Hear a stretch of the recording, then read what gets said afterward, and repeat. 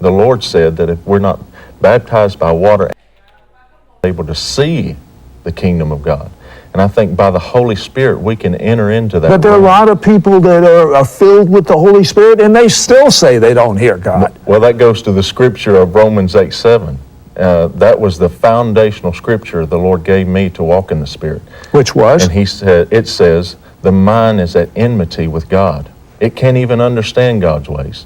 And so the things that the Lord started showing me at an early age, I would just believe them as a child.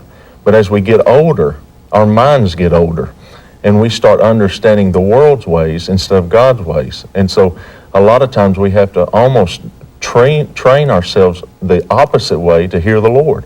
You know, I'm a very logical person, and that's a great asset for me. But I find in the invisible world it becomes a liability because I'm not dealing with all of the facts, even though I think I'm dealing with all the facts. Is that what you're saying? That's exactly what I'm saying. I'm glad you said that. So, a golfer, how did you find out you had this talent?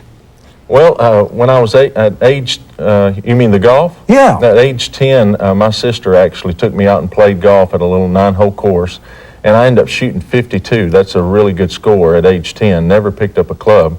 And came home, my mother told... Were your folks athletes? I mean, where did it come from? My dad was very good in sports. We've always been good in sports as far as the family is concerned, but my grandfather was very good in golf. Never became a professional golfer, but could have been a professional golfer. And so after my sister had taken me out to play, she told my mother, you need to get him on a golf course. And so I started playing with little old hickory sticks of my grandfather. Well, how good were you at your best? I can't say how good I was. I'd say I was pretty good. I could probably hit with the best of them. And how important was golf to you? It was more important than God. Serious? It's serious. I mean, like when you practiced, did you really practice? I would hit 1,000 balls a day. 1,000? Was it more important than your family? Yeah, definitely. I had such a different life. But what about that little kid that had this visitation from God? Well, as I grew up in age, I saw different things being in a pastor's home, and it caused me, as far as the religion is concerned, religion came in this movement that I was a part of, and really caused me to get hard. And it was really the enemy trying to take me out because of what the Lord had called me to do. And I got hard toward the Lord and this whole religious thing. Yeah, but what happens when you develop cancer? You developed cancer. What type? Well, it was a rare sarcoma. And I was actually playing golf one day, and I bent down to actually pick up the ball out of the cup, and my knee wouldn't bend back. And I thought, well, something's wrong here. And so my wife said, we need to go get it checked out. And I said, oh, let's wait. And so I can't stand doctors, not that, not in a bad way. I just don't like to go to doctors. I understand. Totally. And so anyway, I waited a month. And within a month, that tumor on my leg was double its size. And she said, you need to go get it checked out. And so finally, we had it checked out, and the guy was going to take a biopsy, or actually going to take it out to start with. And then I woke up in the recovery room, and he was over my bed and had this weird look on his face. And I said, what is it, doctor? He said, I've never seen anything like it in my life. He said, I had to just take a biopsy of it. He said, because I don't know what it is. And so that's when it started, and they sent it off to the pathologist. They didn't even know what it was. Then they sent it to Mayo Clinic, and they misdiagnosed it. And so next thing you know, he's calling the National Institute of Health and gets me there to do experimental medicine on me. Well, how life-threatening was this? Oh, it was enough it could kill you. So your wife heard about a woman that prayed for the sick. Yeah. Marilyn Hickey was her name, and she coerces you to go there. What was Marilyn like when you went there? Marilyn was not there. No. At this point in my time in my life, I was still playing professional golf, and I had gone through all of the 3 months of treatments, and they sent me home to heal. And so long story short, my wife says, I want to go hear Marilyn Hickey at this church. And I fought it to no end. I'm sure. I didn't want to be in a church. And so we drove to this church. We stood in line. There was all these people in line to be in this church. And I thought, what am I doing here? And we get there, and this man comes out and start preaching the word. And she leaned over to me. She said, we're in the wrong church. And I said, You made a mistake after standing in that line that whole time? Oh, yes. We made You must have been upset. Oh, I was so mad. I couldn't wait to get home. And so... By the way, who was that man? That man was Benny Hinn. You made a mistake and wanted to... Okay. So what, it was I call it a divine fluke. What happened with that divine fluke? Well, he came out and started preaching. I was mad as a hornet, and he said, as he was preaching, he stopped in the middle of his preaching, and he said, I feel like I'm supposed to call people up for salvation. Anybody want to give their heart to the Lord? Not you. That's exactly right. Well, and my wife looked over at me and she said, you need to go on down. I said, I'm saved. And she said, it's okay. You got to have some kind of prayer. You're going to die anyway. Just get on down there. She pushed me out of the aisle, and there I was. Just a manner of speech, or really? No, really. What would happen? What happened is that a lot of times with different people I was actually needing some money to do something, and I would start presenting them what I wanted to do, and then I would be able to hear their thoughts of the idea they had toward it, and then be able to say what they were thinking, and make it my idea, and they go, that's exactly what I was thinking. I think that's the way we need to do it. And I said, I think so too. Let's do it. Now, you're pretty stiff-necked. Now, let me ask you a question. Then, after all of this, you have this vision. Tell me about it. I was in a crusade. A friend of mine called me to be a part of it, and I didn't want to be a part of it, but I was standing in this crusade, and all of a sudden the heavens opened. And I saw myself as a 5-year-old boy, and I saw my beginning of my life with the Lord and where I was now. And one of the first things he said, if you don't repent, I'm going to remove your lampstand. What does that mean? Die? Well, no. What he had put in me, an impartation of who he was, of his love and of his light, his lamp, into my heart when I was a young boy. And he was about to remove it because I knew the truth, and I perverted what he gave me. And he said, if you don't repent, I'm going to remove your lampstand. And he said, I'll hand you over to a reprobate mind. And of course, fear runs down my back, and a holy fear, and I literally feel like my eyeballs are going to pop out of my head. I said, Lord, help me. That's all I could say. And as soon as I said that, Benny was on the stage, and it looked like he was about to pass out. And he said, there's a wind of Samuel coming in this auditorium. And everybody started falling out. There wasn't any catchers. By falling out, they just explain. If you've been in a Coliseum and you see the nosebleed section, what I call it, way up in the top, people were literally coming under the power of God and falling. Falling out of their seats? Yeah, just falling out of their seats under the power of God, and nobody was getting hurt. That was the miraculous thing. What does this wind of Samuel mean? It was really an impartation of God's Spirit that was coming to impart the prophetic on His people again, so that His people would be able to speak and hear His words. So what happened to you? Well, everybody fell out except me. What do you expect? And so I think at this time, I've lost it. It's over. And Kent yells at me, and as soon as all that happens, and Benny leaves the stage, and he says, come on with us. Benny wants you to come eat with us. So I had to go, feeling this turmoil in my heart, eat with all of these preachers, Jesse Duplantis and different folks like that, having to sit around a table and act like I'm, know the Lord. And Kent, his assistant, looked over at me. He says, I want to come to your house. And so I said, okay. So he came to my house the next day, and we're sitting in my living room, and we're talking about golf, and all of a sudden he just raises up, and he says, and he points his finger, and he says, God knows your sins. He said, if you don't repent, he's going to remove your lampstand. And he still wanted me to fulfill my contract. And so I didn't have a clue what that meant, but I knew something was coming. Well, I'll never forget it. I was at a tournament down in Hilton Head, South Carolina. And they called me up to the tee to play, to tee off on the first tee.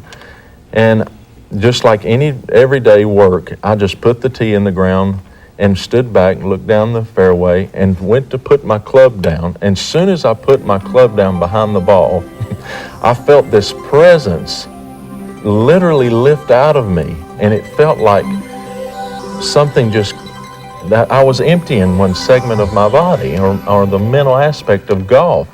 And I forgot how to play. I didn't even know how to play. I didn't even 1,000 times a day, for all these years. That's exactly right. It's impossible. That's exactly right. I tell you, that's impossible. It is impossible. I thought that myself. And I said, how am I going to hit Was this? anyone watching you? Oh, there was many people watching me. Were you embarrassed? I was very embarrassed. I was very so. scared. This was the first time I was actually nervous and scared. And I thought, well, I've got to hit it somehow. And so I just took the club back, as good as I could, and I just whacked it. And I barely topped the ball, and it drove it down the ground, and it bounced up and almost hit me in my nose, and it rolled off the tee, and everybody just, ooh, you could hear this, this mood in all the crowd. And there I was, hacking it out of these weeds to get it in the fairway. Well, it was a par 4. It takes you 4 shots to get in the hole. Mm-hmm. It took me 14. So did you just throw in the towel and quit? No, I had to keep playing. God, the Lord was really stripping me of all of these pride issues I had in my life. I thought I was too good for anything. I even thought I got healed because I was a good guy. And by the ninth hole, I was in I felt so humiliated, and my body was literally in pain from being stripped of this pride.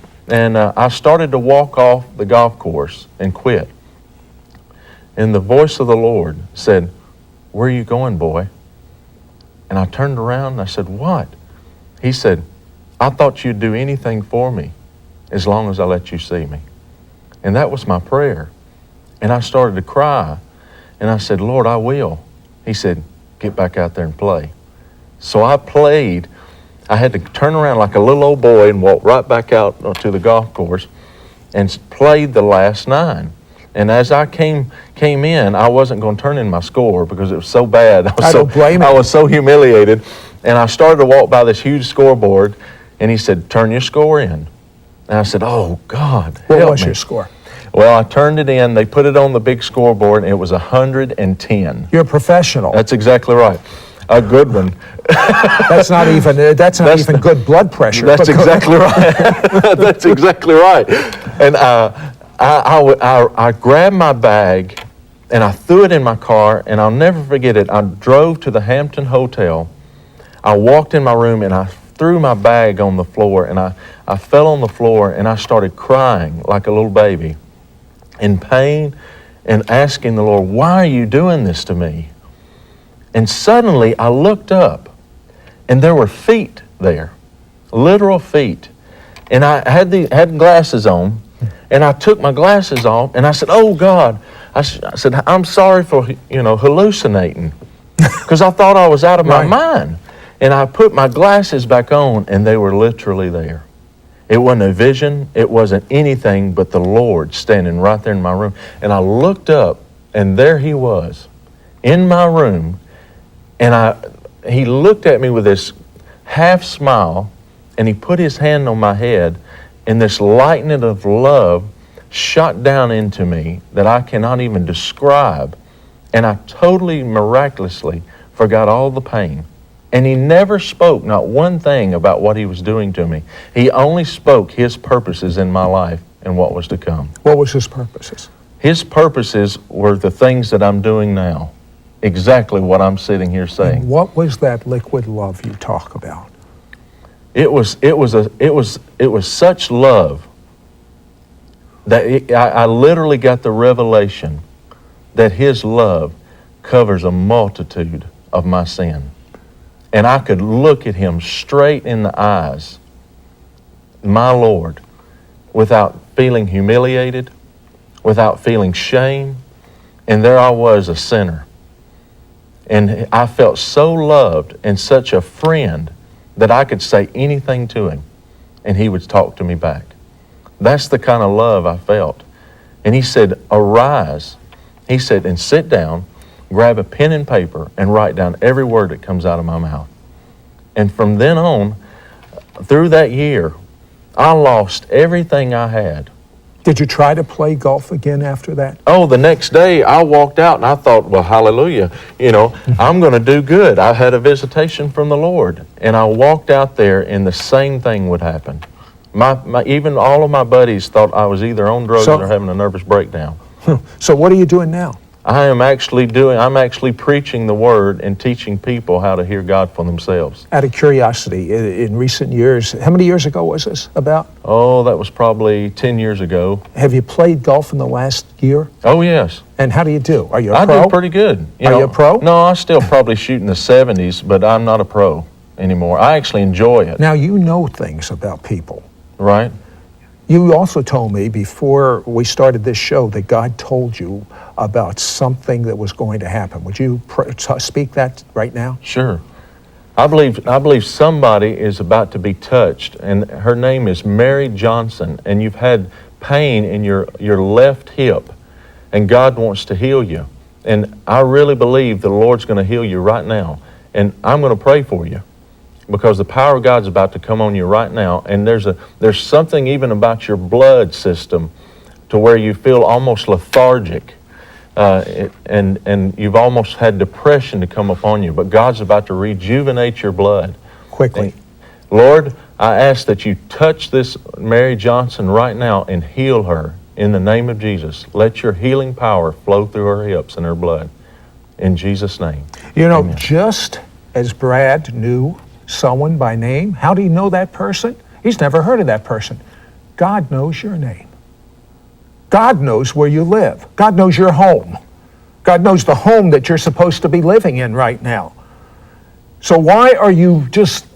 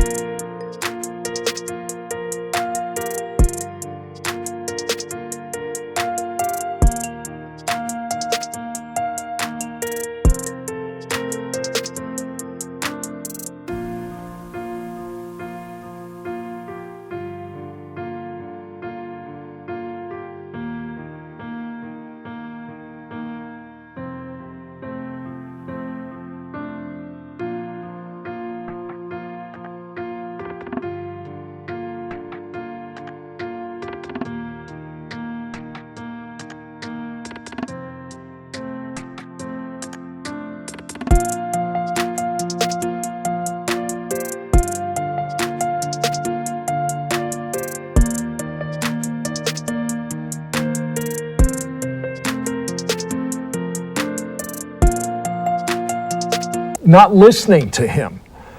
I pray in the name of Jesus that those earplugs come out of your ears right now and that you hear